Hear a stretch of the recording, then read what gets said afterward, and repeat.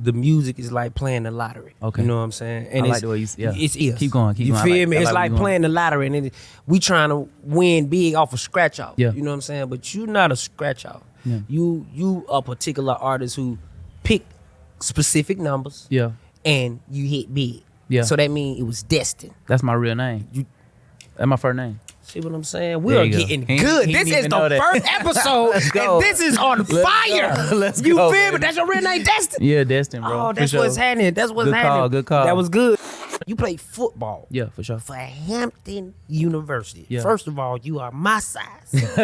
You Maybe a little smaller than me. Yeah. I didn't make the team in high school. Go ahead. You went to college. Full scholarship. Yeah. Full scholarship on the football? Yeah. What position? Corner, keep return, punt return. But yeah. So you like to hit. What's your like your favorite spot to eat? Because right now they cooking up some look like some Thanksgiving food. You never go back over there. No, my game, like when I come to the games, the first thing I do is I go to the Delta Lounge, right, straight to the pepperoni pizza, that brick oven pizza. Hey, they don't understand. They do not understand. Now, have you tried the cookies? Listen, the cookies. The chocolate chip cookies? Bussin', yes. I don't know who making them, where that batter come from. Somebody back there making them with love. I'm telling you. You was an extra on Stomp the Yard, too. Yes, yeah. And now look at your journey, and you are one of the, if the main on Sisters. Like, you look at that journey from being the extra to being the main. DC, it's crazy because that was in 2010. I moved here in 2009. Right. That was 2010. Sisters didn't get greenlit till 2019. That was like 10 years from the time I moved here, 9 years from my easily first. Can be distracted. Easily can give up. Right. You know, it's like, how much more do I have to push till I'm gonna get that yes? It was so many no's from that first little yes to the big yes. But you have, like you say, you stay down. I had to stay down because I knew, like, ever since I was a kid, I feel like God plants certain seeds in us at a very young age, and it's something I always knew. You know, were you like that too? Where you always? I always knew. I just didn't know how it was gonna come. Exactly. Right? But you always knew because it was already planted in you. Right. And then when you got there, it's like he's just a natural. This is what he does because it was already in you. My favorite moment playing in this arena, probably when we first made the playoffs. I ain't gonna lie, DC. My first 2 years here, man, it was so serious. It didn't feel like the NBA, bro. Right. It wasn't. We probably had about 50 people in the stands, but when we first made the playoffs against Boston, they was a 1 seed. We was an 8 seed. We took them 7 games. Yes, you did. And this place was crazy. I've never seen it like that before. I think you built the momentum back up. I think, like you said, it was a moment when nobody coming. Yeah. You feel me? Yeah. When nobody coming to see us. Yeah. That started a whole new epidemic of having fans back into the arena. So I want to appreciate you, sir. Oh man, come on. So how many points you think you can go out there right now and give us? Right now for the Hawks. Right now for the Hawks, because as you see, right now. Hey, DC, I ain't gonna lie. I can go out there and get y'all about a good 20, 25. Playing with Ice Trey. 20. The way he passing that thing out there. And the boy Daniels, he gonna steal it too. Man, listen. I'm going to practice on Thursday, so don't even worry about it. I'm going to practice on Thursday. And we getting the exclusive ISO. Hello. Hey, man. You heard it here first. Hey, man, you heard it here first. ISO coming back, man. Hey, DC said that. I ain't say that. Hey. But I'm going to practice on Thursday. They ain't gonna tell you to get out the court. And the upcoming players in these Hawks jerseys and in this arena where you once played. It feels great. I don't have no stress now. You know, I can just come in. I can just come in, sit back, watch the game, and enjoy. But I'm enjoying what I'm seeing, man. We got a great young team, led by Trey and all this young talent that we have, man. It's great to see these guys out here playing and competing hard and having fun. Speaking of having people's back, like you're big on giving back to the community. Like you participated with the Hawks with the Million Meal pack event. Like, can you explain like why is it so important to give back? Well, I feel like being from Atlanta, you from Atlanta? Facts. I wasn't like rich. Talk your talk now. You know we talking about sardines and bologna. I seen you in a couple of photographs with from back in the day. You know what's happening? He home, yes sir. With the hat on. You did, yeah. I seen that pic 1,000 times, and I just feel like I know what was going on back then. Yeah. I was one of those kids. You were one of those kids, and I feel like when I did the event, it was like so many children there, and they were really just getting their hands. They were just participating. I don't know. It was nice. I would do it again. But see, people don't understand, like, when you give back, like, those children take those moments with them for the rest of their life. Right. That'd be like their biggest moment ever. So and that could be motivation for the next up and coming. How many songs? I'm gonna do 10. I like to do 10. I feel like it's to the point, you know, I'm not really like a 20 song kind of girl. That's not me. Slot. So I'm thinking 10. Okay, but so are you telling us you're at 9?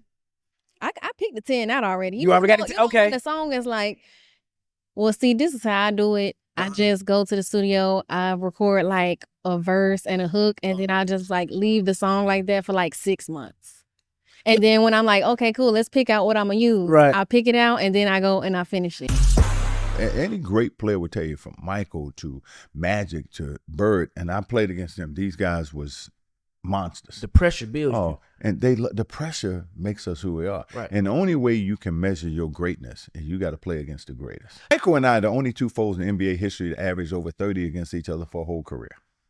Every time y'all played each other. Oh, yeah, and I didn't think about it. Somebody brought it to my attention. I look back on those games, I'm like, whoa, he had 47. I might have 42. I might have 45. He might have 40. He had 60 when I had, 40. And all those games was like that, man, because he brought out the best in me. And I know I brought out the best in him. We loved competing against one another. I think he was 6'8" at the time. He had a couple of his friends come over, and he asked me to come out and play with them. I said, I don't know. I'll be out there in a minute, son. So I saw him on the court from the window, and he kept looking back and see if I was coming. See if you would come. I said, you know what? I got to call. I got to go. I got to call. So it was me and him against two of his guys, and these kids were like 6'8". Both of them 6'8", and, and one of the guys said, don't worry about his pops. This guard, Jacob. I like, what? What? You tried me? Oh, man. I was wearing this little kid out, right? And so he tried to go by me. He hit me in the chest. My son said, oh, he hit a brick wall. You gonna learn today, son. Hey, I heard for 2 weeks. That was the last time. Yeah, that was it. No, that wasn't in my forte. Right. As playing as with an OG kids every day. Yeah. And it wasn't in my wheelhouse. So I'm just gonna give you some game. It was fun while it lasted. Because I knew he wanted me. He just wanted that experience. He wanted me to come out. He wanted that experience. Tell his, say his friend, his dad out there playing. I remember me and Dad to bust y'all. I seen the pick. Everybody seen the pick. You know the pick I'm talking about. Go on, pull it up. Pull it up on the app. Click this one. Now when I got left by the bus. Damn. That was it? With you holding the pizza? Yeah, they left me, man. And that's why you holding the pizza, bro? Yeah, so my sister had came to the game in Detroit, and she hadn't seen me play before. Right. So I was out after the game. You get to go talk to your family. I was talking to her, and we just chopping it up. And I started looking around the arena. I'm like, dang, ain't nobody else out here. I'm like, I know I ain't the only one with some family in Detroit. Then I go to the back, and the dudes on the Detroit, the ball boys was like, dang. They left you. They left you, bro. But don't they do a roll call? Yeah, they forgot. I guess I didn't get the call. So I start calling all the phones.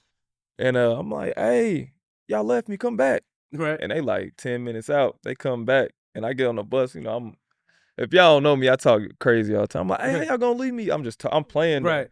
And coach was like, sit yo. And he got me up out of there. He was hot. Damn. I'm like, how you mad at me? And how you left mad me? at me for leaving me? You left me. But it's all good.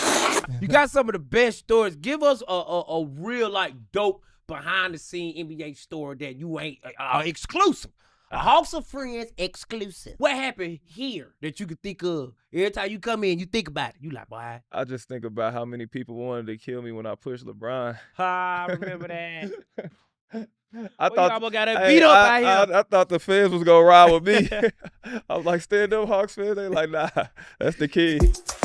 They sent the DVD back. Back then it was VHS. Okay. All right, I was before there. your time. I had VHS. You don't remember VHS. I had Stop VHS. playing. Don't lie to these people. I had you know party what a VHS tapes. is? Okay. I had all Ninja right, Turtle all right. tapes. Okay. So you do know about VHS. Yeah. You know what? They love you because you're real. That's you're real, all. and you have always spoken the voice of the people. That's all I'm saying. I'm the VOP, baby. When you walk out here with DC, he can't even walk through the stage. He's like one of the players. Everybody know him. DC, what's up, nephew? Oh, young blood. What? Everybody knows you. Everybody loves you. Don't ever change. What do you want the people to remember from your legacy? You know what? It's very, very simple. It's not what I've done. It's not the billion in the box office or the 10 #1 movies. Hold It's on, not, you're not it's just gonna walk past well, that. I mean, you like know, that. just Hold on, he said it that's like my it was stat. I don't know $1 if billion are in we box not getting office. stats. I Woo! mean, we at the Hawks game. I just figured I would just give my stat. Okay, you know. talk. You know what it is, though, in real talk? It is the people I've affected. Mm-hmm. You know, it's you.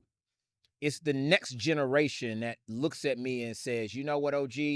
I'm inspired by you. Right. That's what I want to leave behind, right? Mm-hmm. When we all leave this earth, we will be remembered by the people that we touched and the people that we affected. And so I am definitely at that stage right now where I'm trying to make sure that I'm leaving an impact, that I'm making sure that others who encounter me are better for it. And I try to be very, very intentional about that. What is your Mount Rushmore of hip hop? Whoa. Uh-huh. Just Give hip me hop, 5. period. Yep, 5. Mount Rushmore is 5 or 4. How many on Mount Rushmore? See, we it's 4. It's 4. All the people that graduated, I graduated, but you know I did 6 months of college. Ah, that's good. They ain't say nothing about Mount That better Rushmore than and no- Mays, that better than Carver, no or money. Creel. Oh, Mays High School on that. Oh, Mays High School class of 1990 already. 1990. Yeah, What blue did and gold. in 92, man. Oh, baby, yeah. Let Blue you and know gold how long Raider. you been doing this. Yeah, bro. Yeah. My Mount Rushmore. But see, I grew up on hip hop. You feel what I'm saying? I grew up on hip hop, and I gotta put Public Enemy in there. Because they came with some knowledge. You feel what I'm saying? And they was able to put it on 808s. You feel what I'm saying? Put it on a beat where it was not preachy, that it was entertaining. You feel what I'm saying? So I gotta get that to them. And I gotta say NWA, bro. I got to say NWA, man, because man, that stuff that they was talking, bro, I was scared to go to California, bro. I was like, boy, y'all for real? Right. Y'all shooting folk like that out there? I ain't going to California. Right. Nah, boy. I'm talking about they out of control, bro. And let me see, I gotta put Rakim up there, man. Rakim, Eric B and Rakim. Eric B and Rakim, because he definitely changed the rap game up in New York, bro. Because after he came out, folk had to rush and go read a book and go do something. You feel what I'm saying? And I gotta put me a female up in there, man. I gotta throw Roxanne Shante up in there. Roxanne Shante, bro. I mean, she was I had a crush on her, bro. Cause yeah, all y'all did. Everybody had a crush on her. You feel what I'm saying? But just to hear what she was saying coming out of that little bitty body, and she was rapping like a female, bro. She was rapping like a woman. She wasn't right. She was rapping like a real woman, bro. So, when did you first pick up a basketball?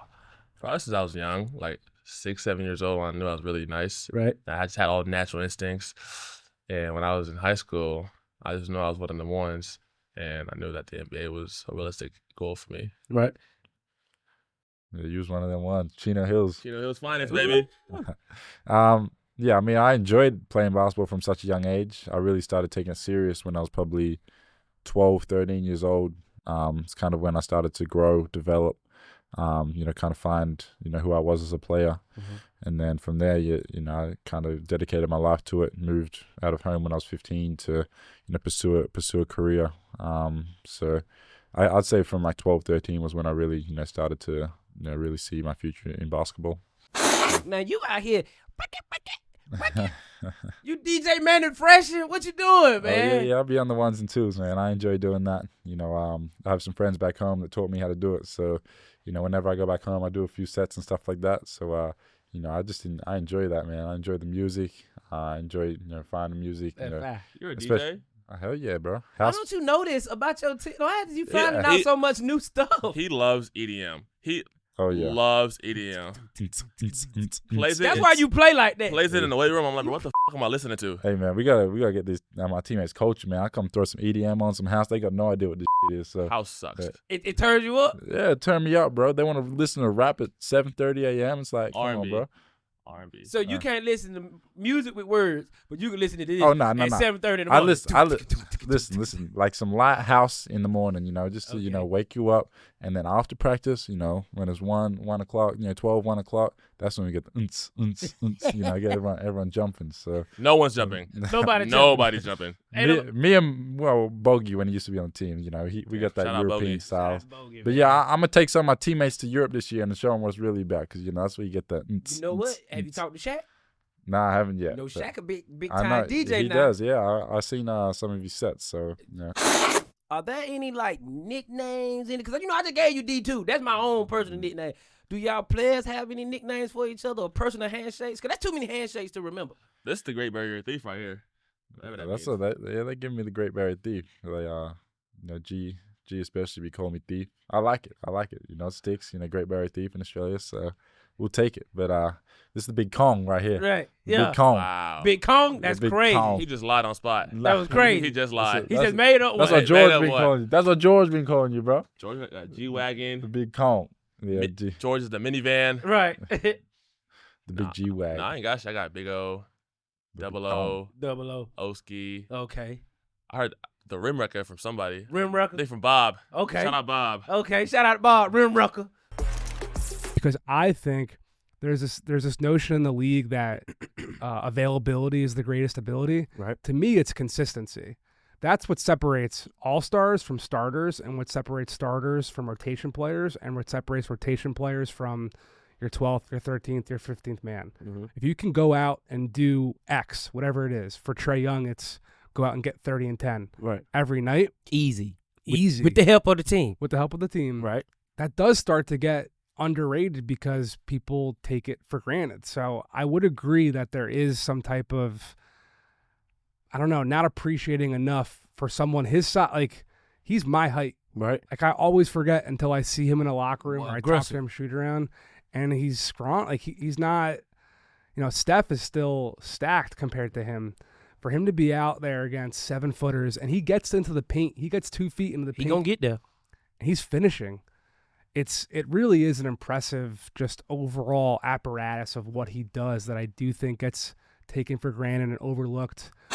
He's starting to do that, though. Number one, bringing Zach and bringing Dyson to Oklahoma this summer was such a quiet, behind-the-scenes, OG type of thing to do. That Dyson. On the floor now, too, you're seeing Trae hit ahead to these guys, and he's letting them go out and make decisions, right? Which benefits him in the long run, too. It's not like a sneaky, selfish thing. Mm-hmm. It's a thing that it's a rising tide lifts all boats kind of thing, where if you've got Dyson, if you've got Zach, if you've got T-Man, if you've got Karis LeVert, if you've got anyone who you have a little bit of faith in being able to create something in transition with the defense on their heels, he hits ahead to them.